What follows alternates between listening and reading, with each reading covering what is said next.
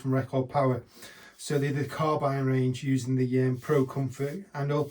So it's not just a traditional handle, it's a ProComfort one. So when you really grab it, you can really feel it's in your hand. So it's shaped to your hand, and they developed in Sheffield University.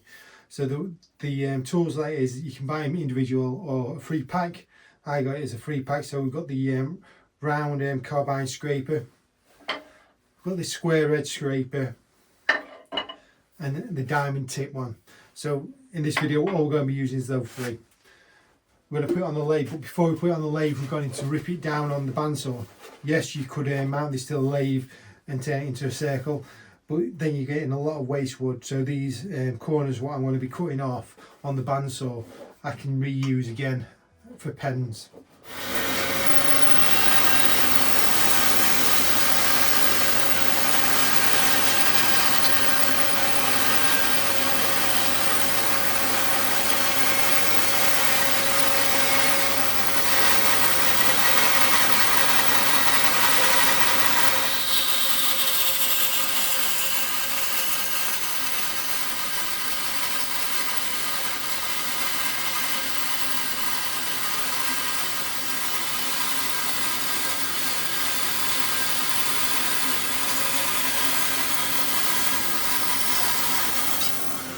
So instead of turning it from a square and wasting all this material, now I've got some pieces of spalted beech that I can turn into pen blanks for a different project. So it's not about wasting the wood. So I've made it into a circle. It's not perfect, obviously I've ripped it on the bandsaw, but it's going to get the perfect shape. So what I need to do now is find the centre. So to find the centre, there's a few options you could do. You could use a traditional ruler from one corner to the corner and across, take measurements, or you can use something like this. Obviously it's a big bowl, so it's going to be a bit harder to find the centre, but you just put the lines on, go around a few ways. The downside with this option, obviously, what you'd have to do if you was putting a Foster bit in, you'd have to extend the lines itself. Obviously, because I'm using this here, I'm just going to position it central. And what you could do if you wanted to check that it's central, get a small ruler there, and just take the measurements from side to side. So from that side to that side it's 8 centimeters, and from there we're pretty much bang on.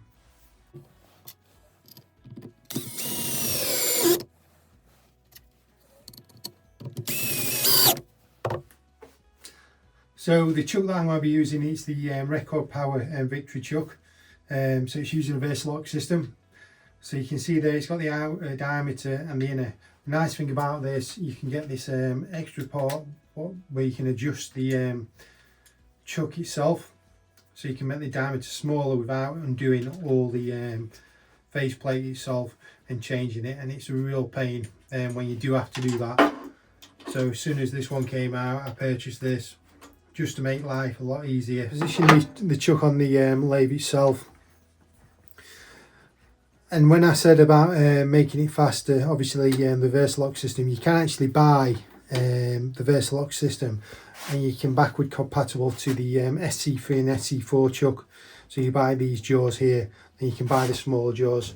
So the smaller jaws be that one, and they do 3 different ones, and all they do is just slide on there, you tighten that up, and it's a much faster way of changing your jaws itself. You can see that I've got the faceplate on there. What we're going to do is position it onto the chuck itself, expand the jaws, and it's locked into place.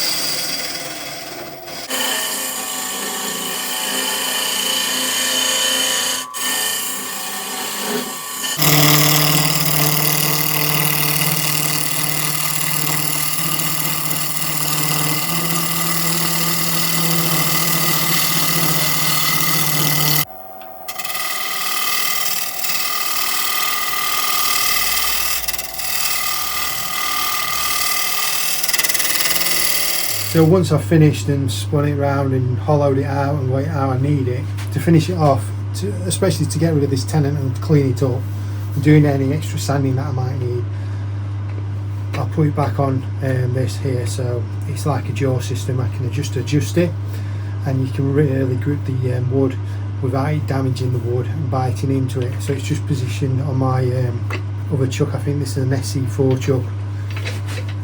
It's really good for finishing work off. Now obviously you don't want to spin a full bowl on that because it's only designed to spin at 600 rpm, so if you've got one variable speed on the dial, it's much easier to dial it in, but it spins it just enough so you can take this part out here. So if you do rip some of your wood, or you want to go back to your wood and make it a little bit better, it's a great little thing that you can use. I did it about 2 weeks ago and I've used it quite a few times. So I've removed the faceplate. One thing I will say, if you're using the faceplate, just be very careful how tight you do the screws, because in the past I've drilled it that tight, I've snapped the heads off, and it's a real pain to get them back out.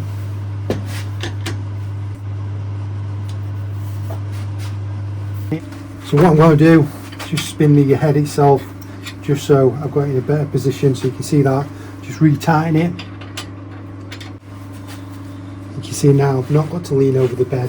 I had to put the extractor on a little while just while I was finishing the back side off as well, because obviously you do get a lot of dust.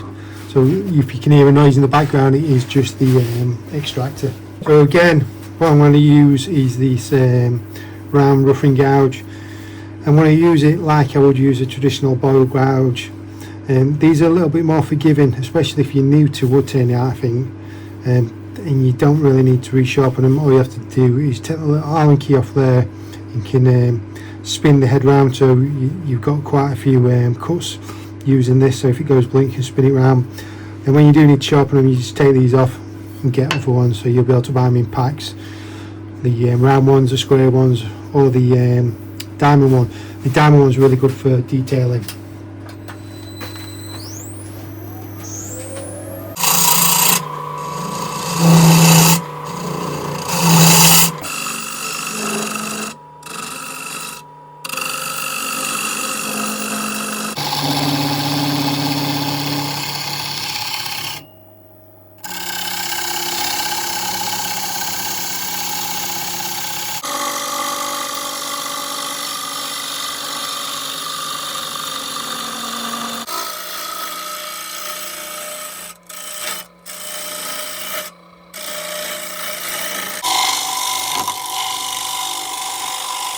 So it's really taking shape now, so I've got the depth what I need to get to, flatten that edge off there.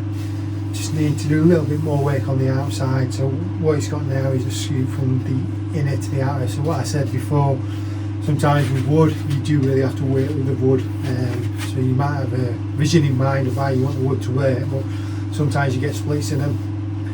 One thing I do need to try and get hold of is a wood turning smock. I'm covered in dust. It's not so bad when you're turning pens, but when you're turning something a bit bigger like this, it goes all over. The problem is there's nowhere really local to me what sells them, and I really want to try them on, so I might have to wait until the wood turning show in November.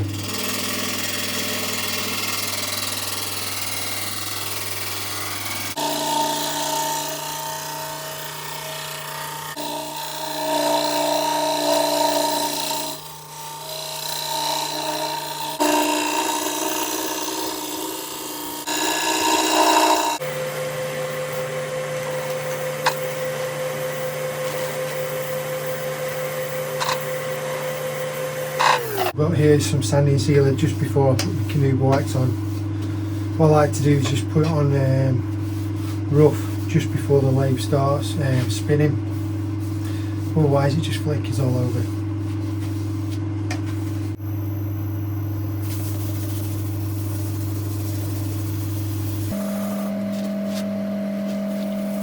I'm going to dress it with this canoe wax. Really like it because it really gives it a nice hard pop. So it's like a gloss-like finish.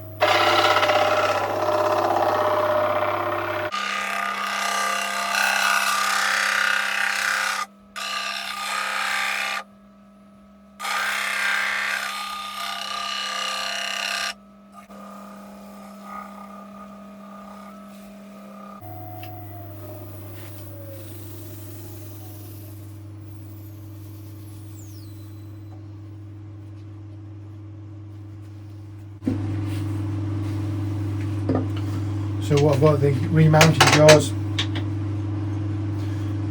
Like I say, you get two types of fitments in here. You get these round ones and you get like a square one. So obviously you can either grip the bowl or go from the inside or the outside. What I want to do is just position it on here.